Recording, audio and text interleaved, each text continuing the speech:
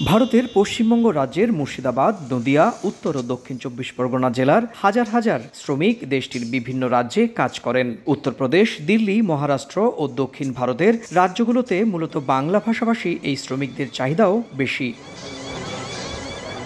সম্প্রতি বিভিন্ন রাজ্য থেকে প্রচুর সংখ্যক বাংলা ভাষাভাষী ভারতীয় নাগরিককে আটক করা হচ্ছে। তাদের অনেককেই নিজের রাজ্যে ফেরত পাঠানোর পাশাপাশি বাংলাদেশি অনুপ্রবেশকারী হিসেবে পুশব্যাকও করা হচ্ছে।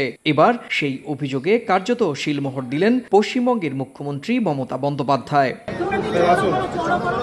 মঙ্গলবার কলকাতায় এক অনুষ্ঠানে সাংবাদিকদের প্রশ্নের উত্তরে বিজেপি শাসিত কেন্দ্রীয় সরকারের সমালোচনা করেন মমতা। বলেন, বাংলায় কথা বললেই বাংলাদেশি ট্যাগ দেয়া হচ্ছে। শুধু তাই নয়, মমতা ইঙ্গিতপূর্ণভাবে কেন্দ্রীয় সরকারের গোয়েন্দা সংস্থার দিকে আঙুল তুলে বলেন, কাউকে কাউকে বিমানবন্দর থেকে ক্লিয়ারেন্স দিয়েও ভারতে প্রবেশের সুযোগ দেওয়া হচ্ছে।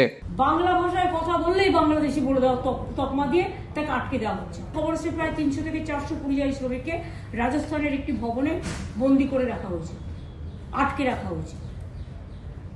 সেম জিনিস আরো অনেক রাজ্যে হয়েছে, যেখান থেকে আমরা অলরেডি তাদের নিয়ে এসেছি। এটা খুব দুর্ভাগ্যজনক ব্যাপার। তারা কি অপরাধটা করেছে এই বিজেপি সরকারের কাছে?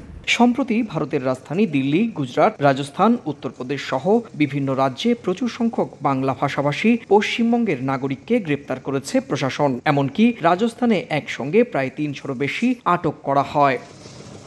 সুব্রত আচার্য, সময় সংবাদ, ভারত।